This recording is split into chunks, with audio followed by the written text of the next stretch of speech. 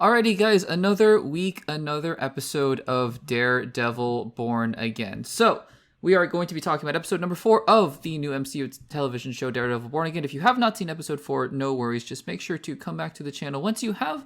Save this video, save this segment, save this podcast for later. And if you don't care about spoilers, then welcome. But otherwise, this is going to be a spoiler discussion for all things episode 4, Daredevil Born Again. And of course, the previous 3 episodes as well. So let's get into it, guys. So just to recap some of my thoughts, as I always like to do at the beginning of these spoiler discussions, of course, I was really excited for Daredevil Born Again. Like I've been saying as well, I've been trying to rewatch the entire series before the ending of Daredevil Born Again Season 1, just so that I can go straight into a rewatch of Daredevil Born Again and see how it fits in holistically with Seasons 1 through 3. I've been really enjoying my rewatch of Daredevil Season 1 so far, and I'm actually almost done. I'm literally almost done. So close to being done. So that's an exciting thing. But yeah, I mean, the first season of Daredevil has just been amazing. It's been awesome. And going into Daredevil Born Again, I was excited. We heard about the retooling and everything like that. So I was just excited and interested to see how they would approach these characters. And the trailer was just brutal. The trailer was so in line with the first few seasons of Daredevil Born Again. So episode 1, I thought was a great start. I thought it returned to that kind of brutality. It returned to that, it really started off with this lingering cloud of Foggy's death, right? And it's just a really heavy thing to start off with, but you understand Daredevil Born Again, right? But then episodes 2 and 3, they were interesting because I think that they were setting up a lot of things. And some storylines I was more on board with than others, right? And we'll talk about how those continue on in episode 4. But, I think some parts of those episodes I was like, okay, I'm really, really interested in this. Episode 2, I think, wrapped itself up really nicely. And it's interesting, right? Because the experience with those 2 episodes 2 and 3, I had a very similar experience where the first maybe 50 to 60, 70% of the episode, I was like, I'm enjoying it, but I'm not super sold on it.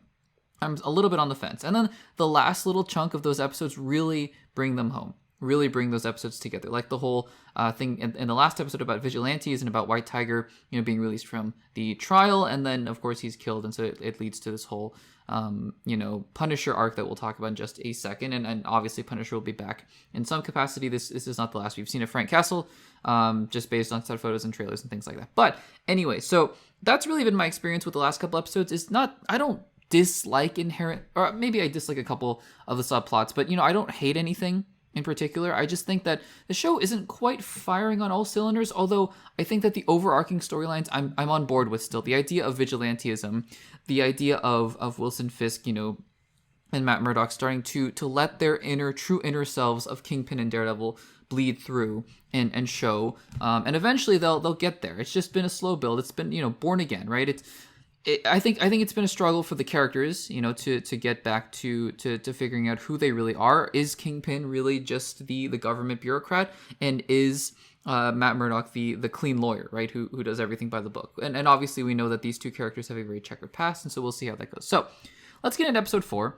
And I took notes as always, and we'll talk about my notes, and we'll talk about the episode, and then we'll get into my overall thoughts at the very, very end here. So starting off with here, we get the scene with White Tiger's niece, and I think I would have immediately just wanted to say I would have liked to have seen the niece before. I don't think we got a scene with her, but I think it would have been nice to see the niece before this episode, because it would have made the beginning way more impactful. As it was a pretty impactful scene. It was a pretty sad scene to see the niece talk about just how unfair everything was, and I agree. Like it's showcasing how unfair the system is. The system is corrupt, and I think that's what ultimately we're driving towards, is the fact that both people, right, Wilson Fisk and Matt Murdock, are realizing the system is not going to work for them, and so they have to return in some capacity to being vigilantes and being the Kingpin that we know. And so we'll see how that plays off of that as well.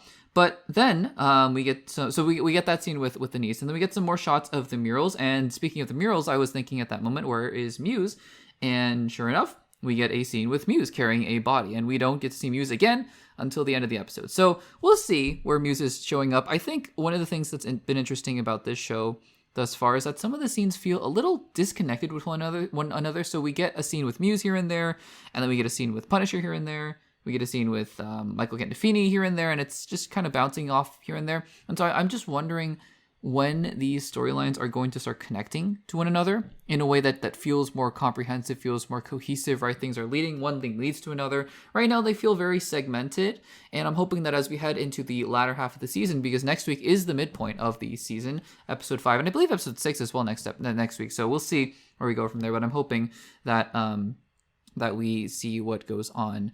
We get a better sense of where this whole season is going to end up. After the opening credits, we get more Michael Gandolfini and Gandolfini? I can never pronounce it. Gandolfini, I think. And Bibi Urek. I don't love these two characters. This is one of the subplots that's not working for me super well. Daniel Blake and Bibi Urek. I don't love the whole Gen Z. I'm the Gen Z, you're super eager to please. I'm going to suck up to Kingpin and I'm going to do everything he says. And please forgive me, Kingpin. Don't fire me. It's not working for me. I don't know. It's really not working for me super well as a character. I know that, I'm sure that this character has more to him than just being that, really eager kid. And I'm curious to figure out where this is all going, but I just don't have a good grasp on that. And right now I'm not buying the performance super well. We return to couples counseling, another subplot that I am also just not super on board with right now. Although I got pretty excited and I mean, I suppose that the Adam character ended up also being in an interesting place. But my first guess when they started talking about Adam again in this couples counseling scene was that he was Muse. And he could be Muse in a sense. I don't know how, because right after the scene at the very end of the episode with Adam, we do see Muse again. So I don't think that Adam is Muse, but I thought at first, because I thought, oh, what a really interesting connection, because of one thing Vanessa Fisk says to Wilson Fisk, where she says he painted with such beautiful sketches, his hands, right? He painted. And he did such beautiful sketches, and I was like, okay, maybe there's that connection there. Maybe we're building up towards it, which is really, really interesting. And then it turns out that, well, Wilson Fisk is doing something terrifying with Adam, and I will get to that.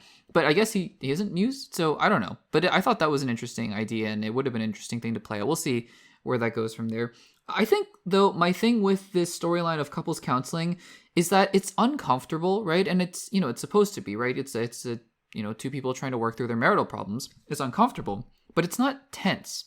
I don't feel tense. I don't feel scared. I feel like I'm watching two people go through something that's very uncomfortable for them and very uncomfortable for me as an audience member, but not something that I'm in, I'm on the edge of my seat. I'm like, oh, this is really, I'm getting really into, I'm just watching them, just watching them go through this scene. I think that's one problem that I have with this scene. I do wonder if we're setting up the idea of Wilson Fisk, having to let go of Vanessa at the end of the season, because he reiterates here in this episode, oh, I can't live without Vanessa, and I'm really trying to make it work. And Vanessa, you really hurt me. But I'm wondering if we get to the place at the end of the season where he finally is like, nope, I have to let you go. Whether he kills her, maybe that would be crazy. Or maybe he's somehow they get divorced or something. I don't know. But maybe he finally leaves her behind and he's going to be a changed Kingpin. We'll see. So then we enter with Matt Murdock into this Leroy Bradford situation storyline where he is in jail for stealing some popcorn. And look, I mean, this is a complicated storyline, right? Because he gives a little monologue later on where he talks about the fact that it's not fair. The system isn't fair. And, Matt's like, hey, I got you 10 days in prison or 10 days on probation. No, 10 days in prison.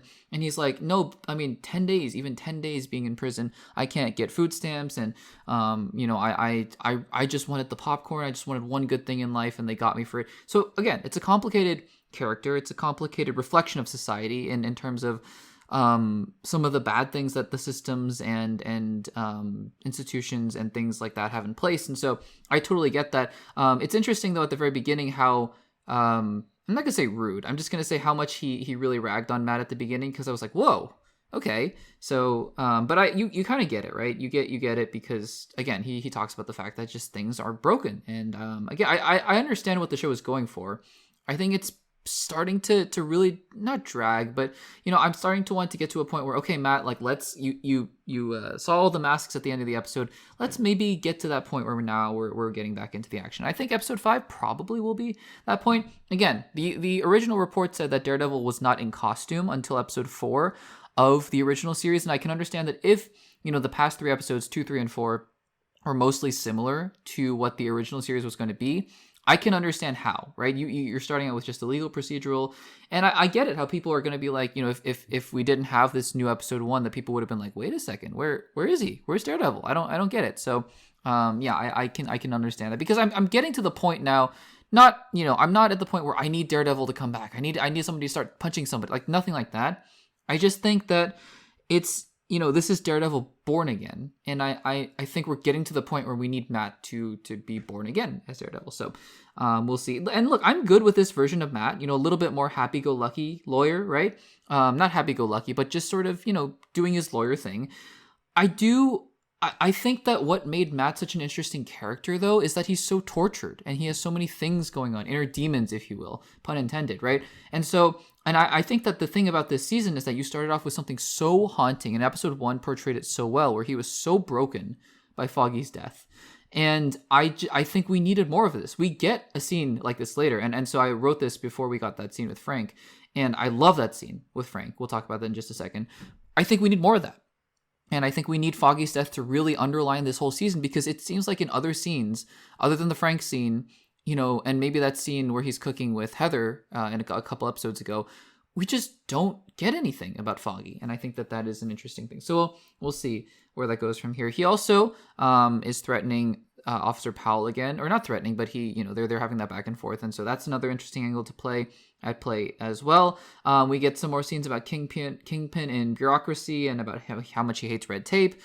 Again, it's interesting. It's an interesting thing to see Kingpin as mayor. I think we're all waiting for the reins to be let off a little bit so that Kingpin can really just, be Kingpin, right?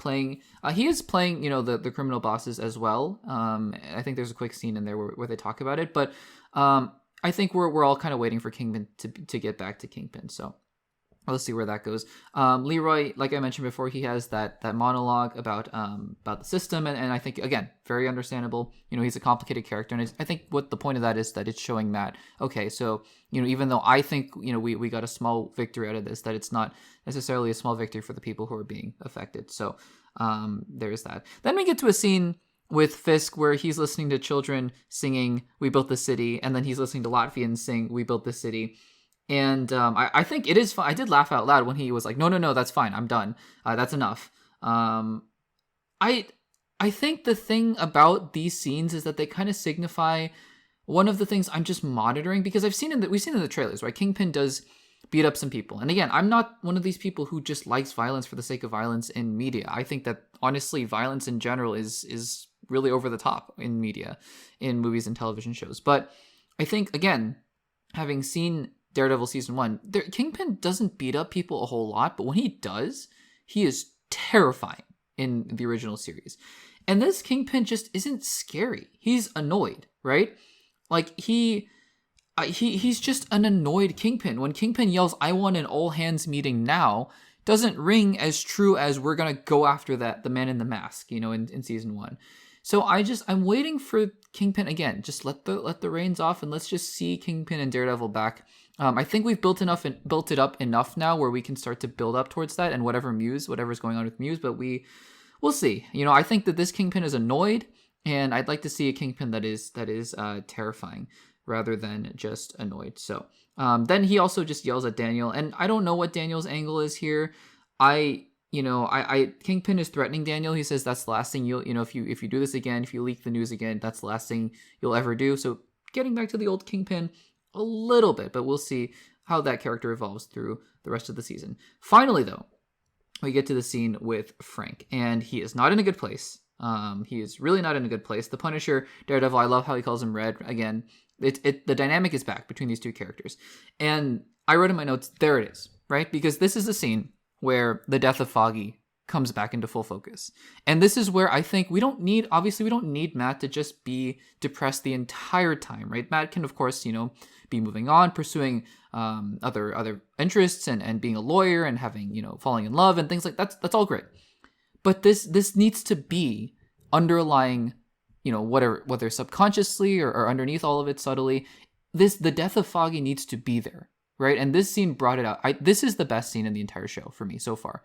I'm just talking about Daredevil Born Again. This conversation with Frank, where especially he's comparing the death of his son to Foggy's death. That comparison of grief is so powerful. It's so powerful for those of us who have seen season two of Daredevil.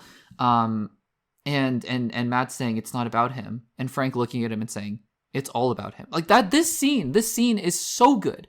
And that's what I was saying. So, earlier I said episodes 2 and 3, I had the experience of the first maybe 50, 60, 70% of the episode I was just not as on board with.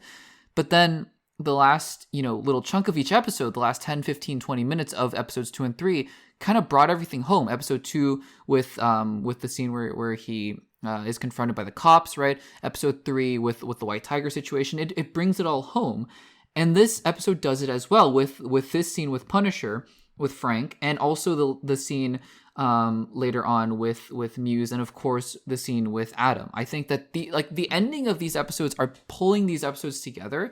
That does it's completely making me keep my interest, right? And I'm not off board of the show by any means, but I think that it's really these scenes that give me hope that these episodes are leading towards something bigger and better in terms of the character arcs for Matt and Wilson and Frank even. And we'll see where Frank comes back. I'm sure he'll be back, maybe even next episode.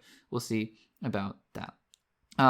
Anyways, Matt Murdock, so he returns to his apartment. Guys, remember when he had that really dingy apartment next to the billboard, and now he's up here living the life. He's hanging out with Heather. I guess they're sleeping over at each other's apartment. Poor Jen is what I think about every single time.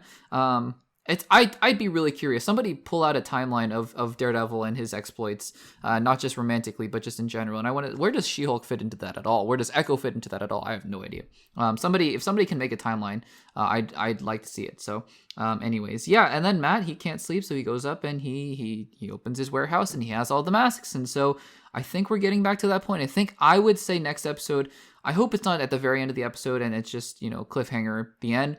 I hope that it's a little bit more than just that, but I think we'll see him in full costume again in next episode. And we'll see what version of Matt Murdock, because I think what we stand to gain from all this buildup is that this version of Matt Murdock, or this version of Daredevil that's going to show up again, is going to be a little bit unhinged.